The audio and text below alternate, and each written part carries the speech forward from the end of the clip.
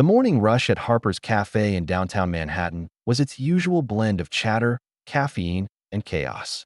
Steam hissed from the espresso machine, trays clattered against polished counters, and rain tapped lightly against the window panes. Amelia Clark, 24, moved swiftly between tables, her apron stained with coffee but her smile unwavering. Every day started the same: early shift, low tips, and quiet dreams of one day finishing her graphic design degree. At table 7 sat Ethan Ward, 22, impeccably dressed, expensive watch gleaming under the cafe's lights. His sleek black car waited outside, a quiet symbol of everything Amelia didn't have.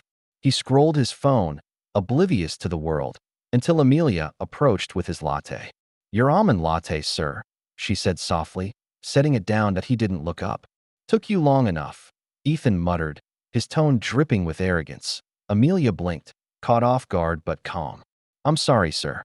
We're a bit busy today." Finally, he met her eyes, sharp, assessing, dismissive. "Busy? Or just slow? You people always have excuses." A silence fell over the nearby tables. The word "you people" hung heavy in the air. Amelia's throat tightened, but she kept her voice steady. "I'll make sure it's faster next time." Ethan smirked. "Don't bother. I'll stick to places where they know how to serve properly." He stood, tossed a dollar bill on the table, and left. The door chimed behind him, leaving a small, embarrassed stillness. Amelia exhaled shakily, pretending it didn't sting. Her coworker, Liam, leaned over the counter. "Ignore him, Ames. Some rich kid who's never had to wait for anything in his life." She nodded, forcing a small smile. But later, when she passed the window, she saw Ethan again, stepping into a black limousine, his driver holding an umbrella. That afternoon, the city's rhythm slowed. The rain grew heavier, and Amelia clocked out early to deliver a small catering order. She carried the paper bag through puddles, unaware of where it was going. An address written neatly on the receipt: Ward Enterprises, 45th floor. She pressed the elevator button, unaware that the boy who'd insulted her that morning was upstairs, the CEO's son. The elevator doors opened to marble floors and a wall of glass. A receptionist smiled. "You must be the catering delivery? Please, this way." As Amelia followed, her eyes widened. Everything gleamed with power and wealth. She set the food down in a boardroom just as the door swung open. And there he was. Ethan froze mid-step, his confident smirk evaporating. "You?" he whispered. The board members glanced between them. Amelia stood straight, clutching the receipt. "Delivery from Harper's Cafe," she said evenly, her voice trembling only slightly. The room went silent. His father, Richard Ward, the Billionaire CEO, noticed the tension. "Something wrong, son?" Ethan stammered, his cheeks pale. "And no, sir. Just someone I've seen before." Amelia placed the receipt gently on the table. "Thank you for choosing Harper's Cafe," she said. Then she turned to leave. Ethan watched her walk away. The girl he'd humiliated that morning. And for the first time, he felt something unfamiliar. Shamed as the elevator doors closed, he caught his reflection in the glass. The arrogance was still there, but now it looked hollow. Cut to black. That night, Ethan couldn't shake the memory. Her eyes, her composure, the quiet strength behind the humiliation he'd caused. He sat by his apartment window overlooking the city skyline. His father's words echoing from earlier. "Ethan, someday you'll have to learn that respect can't be bought." The next morning, he decided to make things right, or at least tried. He returned to Harper's Cafe. The same place, the same smell of roasted beans and rain. Amelia was behind the counter, tying her apron. When she saw him, her expression froze. "Back for another slow coffee?" she asked, her tone calm but cold. Ethan smiled nervously. "No, I came to apologize." She raised an eyebrow. "For which part?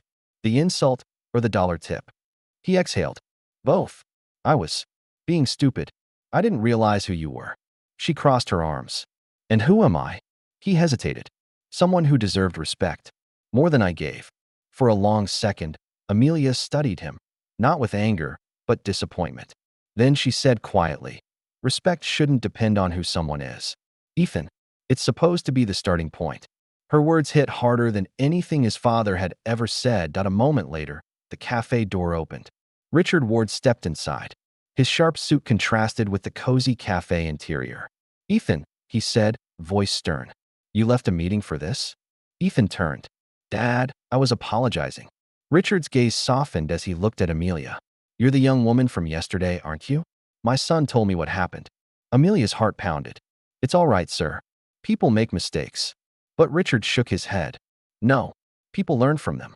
Ethan, I think you should see what real work looks like. The next day, Ethan reported to Harper's Cafe, not as a customer, but as a trainee. His father had arranged it. Liam grinned as he handed him an apron. Welcome to the real world, mate. Hours passed. Ethan spilled milk, burned toast, and got scolded by impatient customers. But Amelia? She quietly guided him. Relax. People aren't your employees here. They're just people. By the end of the shift, he was drenched in sweat, but smiling. For the first time, he'd earned something.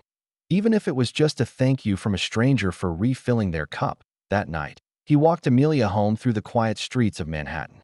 The air smelled of rain and roasted beans. You didn't have to help me today, he said. Maybe not, she replied. But everyone deserves a second chance. A week later, Ward Enterprises held its annual charity meeting, an event attended by major investors and the press. Richard Ward began his speech with an unexpected announcement. Before we discuss profits, I want to share something more valuable, a lesson. The room stilled. Ethan sat beside him, unsure what was coming. Last week, Richard continued, my son insulted a young woman who works harder than most people in this building. Instead of walking away, she taught him respect. She reminded us that true worth isn't found in status. It's in character. Then he gestured toward the doorway. Amelia stepped in, wearing a simple blazer, the same girl from the cafe, now invited as a guest. Cameras clicked. Ethan stood, his face flushed, but this time with pride. Dad, he whispered. Richard smiled. Ethan insisted she be here. She's joining our design department as a new intern because talent deserves opportunity. Amelia froze, shocked. I don't know what to say. Ethan looked at her. I sincere. Just say yes. The audience applauded softly. In that moment, the distance between Billionaire and Waitress disappeared. After the meeting, Ethan found her by the window overlooking the city. You know, he said, I thought money made people powerful. But it's actually empathy. She smiled. Took you long enough to learn. They both laughed, quietly. Humbly. As the city lights reflected against the glass. Ethan finally understood what his father had meant. True power wasn't about who served whom. It was about who chose to serve with kindness. Moral. Respect costs nothing, but it can change everything.